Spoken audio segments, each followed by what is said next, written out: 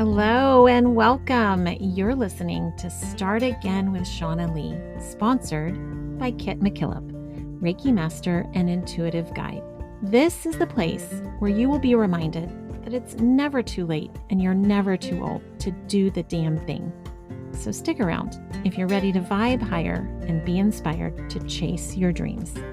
Together, we will uncover your soul's truest desires. Now, if you're ready, let's get started.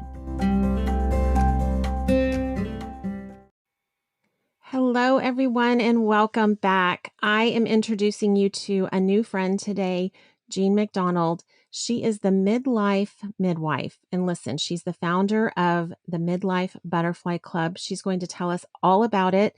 But first, Jean, thank you so much for being with me today. You're welcome. Thank you. Well, I love to get these conversations started by allowing my guests to give a quick little bio. Tell us a little bit about who you are and where you're coming from. I know you're not in the States. And, specifically, how have you embraced this idea of starting again? Okay, well, to answer your first question, I live on the edge of an area called Manchester, which most people have heard of because of football connections. But I'm a long way from that part of Manchester. But I'm on the edge, so it's easier to locate me in that way, which is in the north of England. People say, "Oh, you know someone in London?" I know someone in London. Well, London's 200 miles away, so Yeah. that gives you a bit of geography. You asked the idea about starting again. Well, in my particular case, it was a surprising change in my life because I lived the first 40 years of my life as a man. And I had no expectation of what happened to me in my 40s, which was sure. that I found this strong impulse towards men. I'd always been very appreciative of women and femininity and all those kind of things, but I thought that was just admiration from the male perspective. So the idea of moving into that world came quite suddenly. Well, let's say it came with great diffidence because I thought, what's going on? But gradually I realized that this is the way to go. And so I didn't resist it. And over the course of the next, 20 to 30 years, really, I've moved to a situation where now I live as a woman. I try to behave as a woman. I have an awful lot of friends who accept me as a woman. So, it's a happy ending, but for a while I just thought to myself, it might not. I can go into more detail about that, but it's a journey. And I'm very fortunate to have that journey because I feel that today I'm able to look at the world of men and women having experienced both.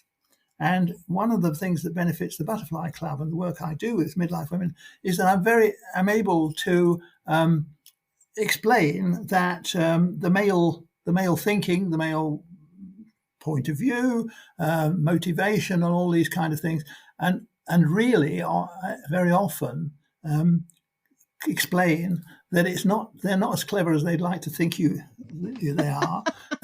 They're not ahead of the game.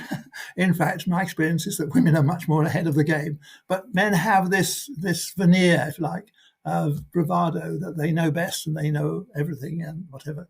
Well, I can tell you, it's not true. I've never heard it described as a veneer, but I feel like that is the most accurate description. And I have to say, yes, you have completely embraced the idea of starting again. So what a perfect guest to have on the show. I'm so glad that you're here today to tell us more about your journey. What do you think when you look at this journey as it has transpired and you look backward at your life? What do you think inspires you most about your story? Oh, that's I suppose the thing that was most gratifying and inspiring was how quickly I was accepted by other women. And on my journey, in the early days, I suffered big time from imposter syndrome, saying, "What are you doing?" You can never see yourself. Well, as God, the poet Robert Burns said, God could give us the gift to see ourselves as others see us. So the only reflection back I had was the acceptance I had from other women. And very quickly, I found that they took me into their confidence. They told me their life story, some quite intimate things. And I was quite shocked. So I presume that, whatever they thought, they were accepted me. And that was really gratifying. It really made me feel, I can't describe the word, but welcome, Yeah. if you like. And Yeah. and the world of women is so much more comfortable than the world of men. Interesting, because from a woman's perspective, we spend a lot of time talking to women on this podcast. Um, we talk a lot about how uncomfortable it is to be a woman in every different way. So that's interesting to hear your perspective. And I love that the way you have described your experience of women being welcoming and kind of bringing you into the fold, so to speak. Um, Definitely has been my experience being a woman and being a part of many different groups of women. One of the things I'm trying to accomplish on this podcast is to show women lifting other women up, because one of the things I've witnessed about women is this kind of catty, cutthroat, tear each other down, kind of vindictive behavior that does exist within women to women. So I am super pleased to hear that that has not been a part of your experience. Very interesting you should say that, because I immediately thought, well, why would that be? Because I haven't experienced that myself, although I have been told in many cases that is. And let me just say what I was going to venture about the difference between living as a woman with other women is that women cooperate, whereas men nearly always compete. And what's happened now is that in the imbalance, let's say it's changing. Many women have found themselves in competitive situations, particularly in the corporate world. And so that brings out that other side of them, if you like. It's there. I mean, we all have all the attributes within us, just Yep. some are more buried than others. So it brings out this sort of thing. And it that probably is the underlying reason for the cattiness did you use the word vindictive? Mm-hmm. Yeah. It's a desire to stay on top. And they're getting that from their masculine side, and because they're working very often with mostly men. So to survive, they have to go into their masculine side. And so that distorts them. But it's pretty evident that it's stressful to them. It's extremely stressful to be, if you like, too much in the wrong way, whatever your way is. Yeah. No, that's true. And I can see that being true for both men and women completely. So tell us a little bit about the Midlife Butterfly Club and how that came to be. Well, I have to go back 10 years or so. As part of the things I found myself doing, I found myself in 2015, I think it was, maybe inspired or guided to write a book about sexual relations between men and women after a certain age, because it's a hidden subject.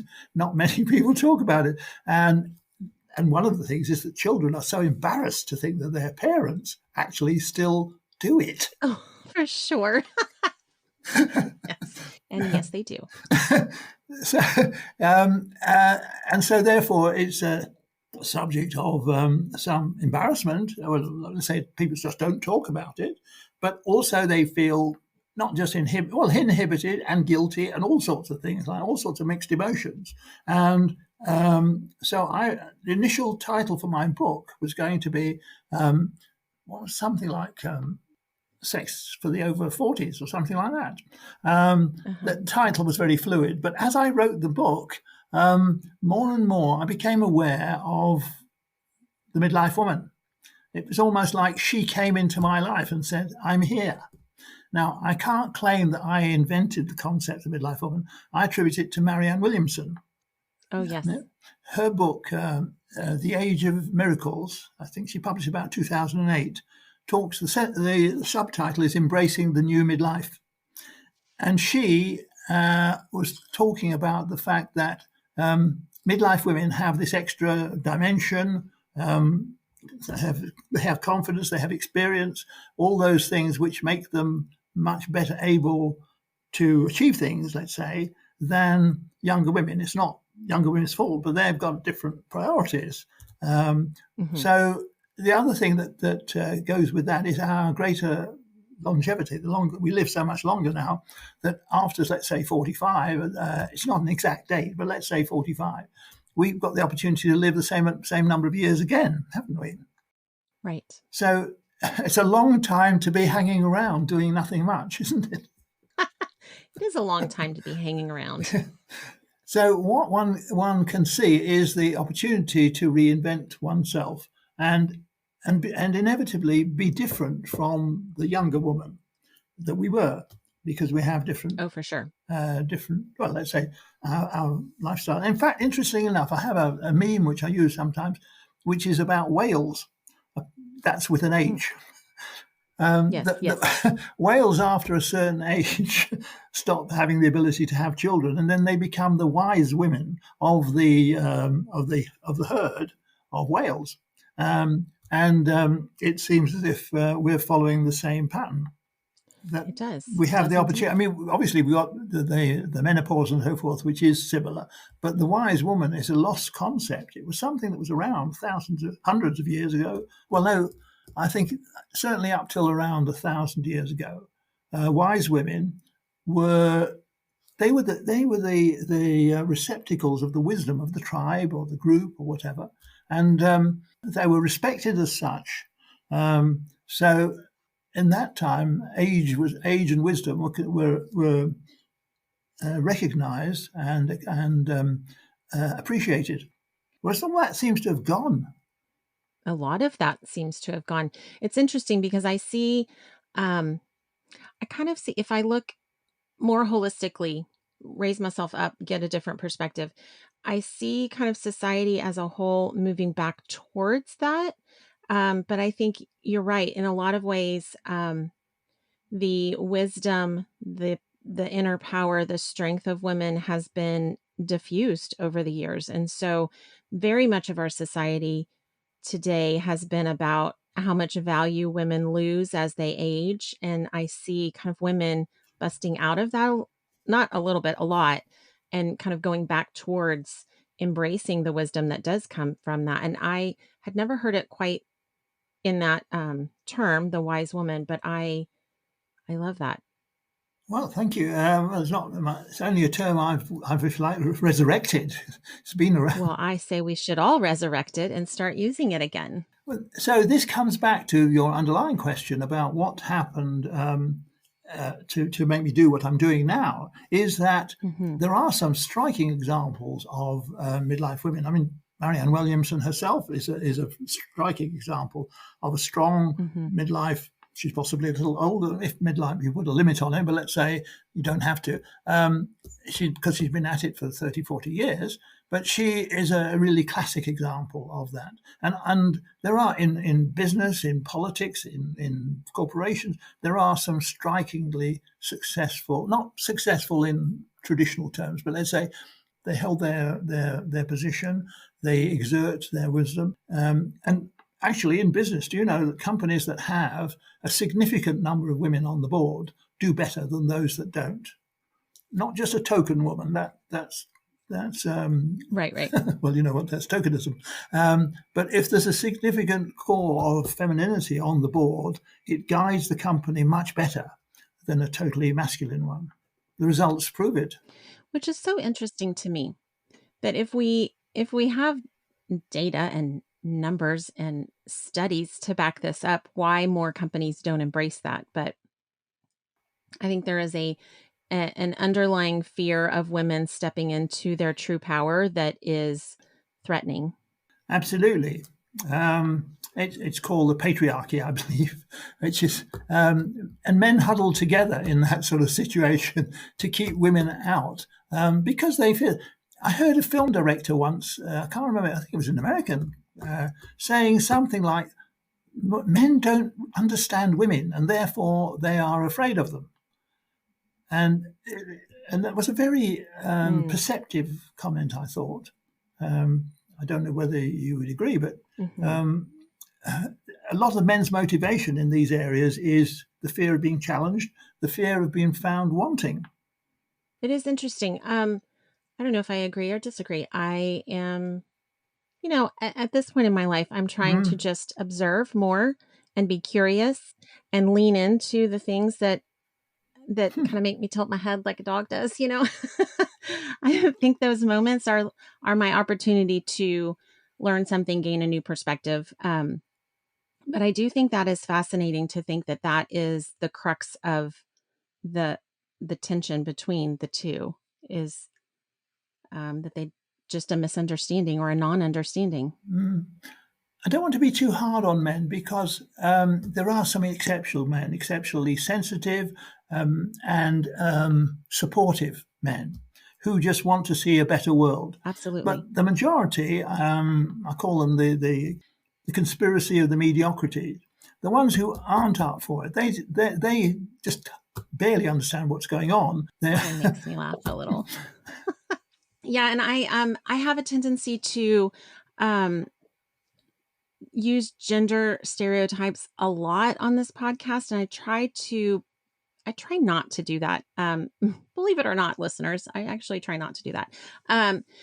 But there are so many fundamental differences between men and women. But I know that within each, there's this wide range of possibilities. Like there are so many different characteristics of it within women, so many, and within men, that the magnitude is vast. But fundamentally, what I think I come back to is I've raised girls and boys, and it was not until I had my son that I thought, oh my goodness, these guys are just different.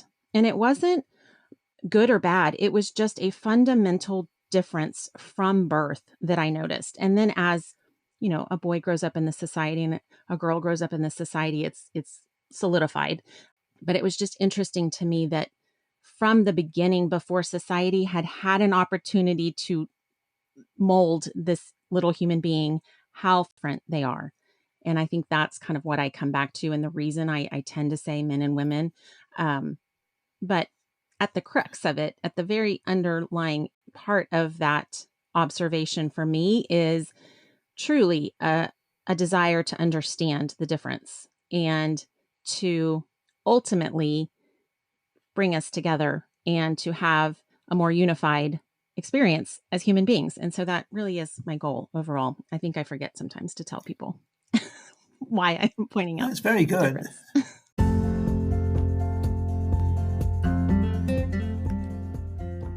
Did you know I'm Reiki certified?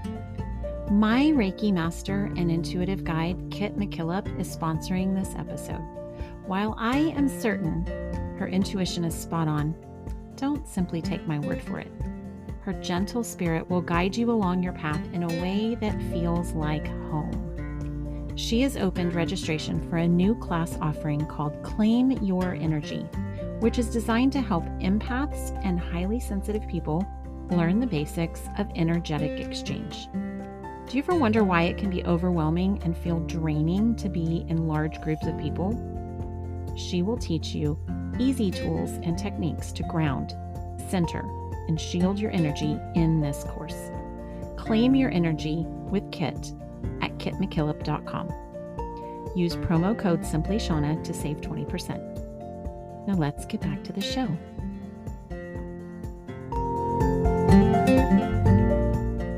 It's interesting that you should bring up this subject because at the moment I'm just about to record a video with PowerPoint slides and things called Men and Women Are Different. Oh.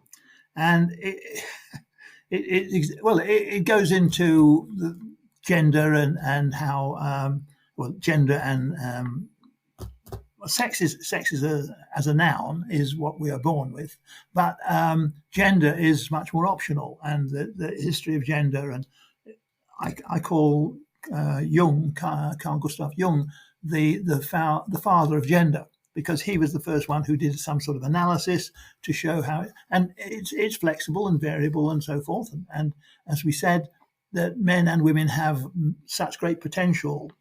I use one example of foxes. If a pair of foxes and the male fox is killed or disappears or something happens, the female can do everything that he could do to raise the family.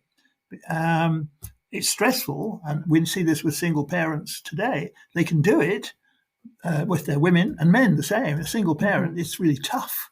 True. But they can do it because that's built into our species for survival. So, but this fundamental thing that you talked about is men and women have different roles, have had different roles in our society for thousands of years. But now the roles are changing because our society, the way we live, is changing or has changed. Yes. Oh, it's so true. Well, I cannot wait to view these videos. So we'll definitely have to let us know when that is done and ready for the world to see, because I think it's fascinating work. And I didn't know that about foxes, first of all. And I don't think I had ever heard it so beautifully explained, this idea of single parents. They can do it, but it's so, and we all know it's hard, but I don't think it was ever really kind of in my mind defined why it's so hard. It's because you're ultimately, you're trying to do the job of two people, but you're trying to do two very different roles, and we're meant to do one. And I think that role can change, and it can look however the pair of parents want to define it. We see plenty of examples of, men and women owning those roles differently within a family structure. But I think when you're trying to do both and all of those things, it puts a strain on the human being in a way that is not intended. Absolutely. Yeah. Absolutely. Well, this has been a fascinating conversation, but I have more questions to get to. Okay. So as you look back on your journey, we talk a lot about lessons on this podcast and kind of what we've learned from our experiences and how failures aren't really failures. It's opportunities to learn something. So as you look back at your lessons, what do you think is the common theme?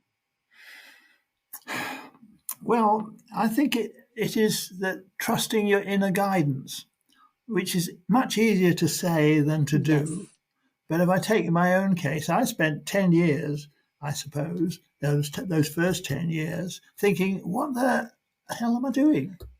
And yes, and as you'll know, there have been quite in the States. I'm sure as much as in the UK and in other countries where it's permissible, people have been changing their identity. Yes, that's a really good way to put it. And they can go through this process, including some medical changes and so forth and so.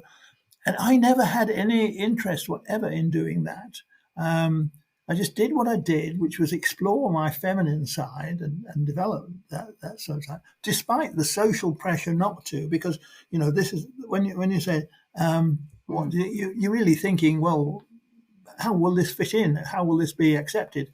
And then I came to the conclusion more recently, of course, that today I'm able to do this thing, which I hope is helpful, to be able to see the world of gender from both ends and therefore demystify a lot of those things. I mean, I could try with men, but I don't particularly want to take that on.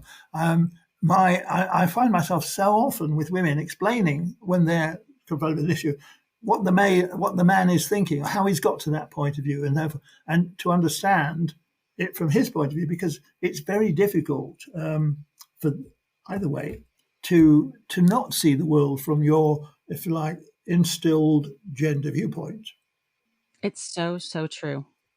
And it's interesting because I have been very close to this experience of transitioning, and the conversations for me personally that have come out of someone else going through that experience have been fascinating to me. The things people have questions about, the things that they're concerned about, I'm always like, no. You're looking at the surface. Like fundamentally, you're missing the whole point. And the way that you referred to it as transitioning and an identity is so incredibly accurate. Of course, you would have the better perspective having gone through the experience yourself. But I do see that experience for you specifically being so incredibly valuable to everyone else around you, having the, you're not talking about just a couple years of an experience of both genders. You're essentially having 2 lifetimes of each gender as you have experienced society and how they accept you, treat you, all of the expectations. I think that's incredibly valuable insight. So I cannot wait to hear how you share that with the world. I think it's super, super important work that you're doing. Well, thank you very much. And going back to the original question, it's only when you look back can you see the logic of what you happened. It is. That's why you have. Well, I mean, you can trust your instinct. As I said, it's a lot easier to say than to do. But follow. Just go with the flow. Whatever you find in yourself is, and explore, because I've always felt that the biggest problem in having a fulfilling, purposeful life is ourselves, because we hold ourselves back with things like, who am I? All the things, yes. To do this. Yeah, completely.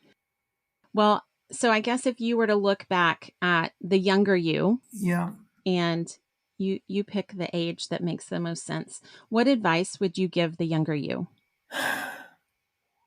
Just enjoy whatever you find yourself doing at the time. I look back and think I had a good time. I mean, I'll just tell you a little bit of background. As a child, prepubescent child, I was very interested in women and girls the age I was at, and so forth. But I thought this was just, I didn't know what that was all about, and I kept it very quiet, of course. So when I hit puberty and the various things took over, I thought, oh well, that was just something and nothing. And I decided, despite my interest in well, I mean, it wasn't even an interest. I didn't think of transitioning or changing gender or anything like that. I just got on with life. So I think I could say that I spent in that first 40 years of my life very much living it to the full. So I did all the classic masculine things to the best of my ability, and I think I was reasonably successful. And then I remember saying to one of my daughters when this is said, I feel I've done all that. I've done everything that I would want to do as a male. Now I'm looking for something else.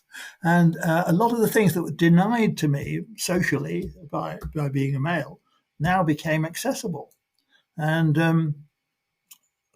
from her reaction, she said, I can understand what you mean, that now you've entered a world where lots of other things that weren't available to you are now available. Yeah. I don't know that I ever really thought about it like that, but yeah, I can totally see that. So, I mean, I'd hate to have been in a situation saying, I wish I had done this, or I wish I had done that when I had the chance at that time of my life. So you have to play full out. That's the message, I think, that I'd say. And whatever you find yourself in front of you to do. Yeah, play full out. I love that. Well, so when you look forward and you're planning what's next for your business and where you personally want to go, what do you now believe is possible for your own life? Well, for my own life, I don't know that I have much in the way of ambition, because I have and have done most of what I want to do in life. What I am very interested in is pursuing the opportunity that has emerged through the Midlife Butterfly Club, or through the midlife work that I do. The Midlife Butterfly Club is one manifestation of it, is that I'm very concerned to help women find themselves, find the confidence to believe in themselves, to do whatever it is they came to do, or whatever they're capable of. And in let's call it the West, that would be the American continent, or the Northern American continent, and Europe, or most of Europe. We have that opportunity. Nobody gives us any real resistance. But then there are parts of the world where the opposite is true. It's so repressive and so stuck in the gender role. Well, you know what I'm talking about, the sort of countries I'm talking about. So my aim is to build the Butterfly Club into an international network of local groups, some of them in countries that are more repressive, and that includes some European countries. They can operate under the radar if necessary to still do the same job of empowering women. I am so fully behind everything that you're doing. And I had said this before we started recording, but I kind of envision your outreach of what you're doing like butterflies floating and flying to each of these different countries. And I think it's such a beautiful visual representation of what you're doing, when in reality, it's so powerful and valuable and needed. So I am just so impressed by you. I'm so super excited that you chose to spend time and come on my podcast and share your story with my audience. My last question for you is really for my audience's behalf. How can people find you? Well, it's all done on the web these days, and all you need to remember is midlifebutterflyclub.org. And if you put that in with the www in front of it, probably, you'll find the website. But what I'd say is no, you can read the front page and so forth. But the really valuable thing, I think, for Midlife Women at all stages is the magazine. So I would say go to the magazine and read some of the short articles. The thing about Midlife Women, which I didn't mention, is that I very quickly learned they're the busiest people on the planet. They've got so much. It's true. So much going on that if you say, "Oh, here's a half an hour video to watch," they say, "I haven't got time. Yes. But so all our videos are less than 5 minutes, and all our articles are around 500 words maximum, 300 to. When I say to the contributors, I say 300 to 600 words. I'd keep it closer to 300 if you can. So everything is bite-sized. The one exception is the interviews. When I interview people, it usually comes out something like half an hour and so forth. So we put that onto audio tracks as a podcast, so they can listen to it on their phone while they're doing other things, or they can download it and listen to it while they're jogging. So we're very conscious of the fact that time is an issue. So I would suggest, and in the magazine, there are only 12 items visible at any one time. So it rolls. So we put new one on, one drops off the end. So it's never overwhelming. So I would say go to the Midlife Butterfly Club /magazine and go straight to the magazine and have a look. You'll find a lot of the things that I've been talking about and our contributors. I'm very blessed to have this team of contributors in specialist areas, because I certainly couldn't be the expert in all of these areas. They contribute regular articles, and there are further stages you can go into the Butterfly Club according to what you need, but the magazine's available to anybody. You don't have to be a member or anything, although we like you to become a free member, no cost member, because we can send you other stuff which would you find useful. So that's it. I love it. Well, everyone, now you know where to find Jean, and I am so thankful that you came to speak with me today. Thank you so much for your time.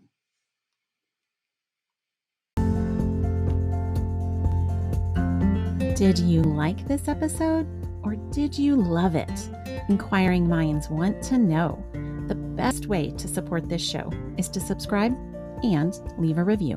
I can't wait to hear what you have to say. Thank you so much for listening. Until next time.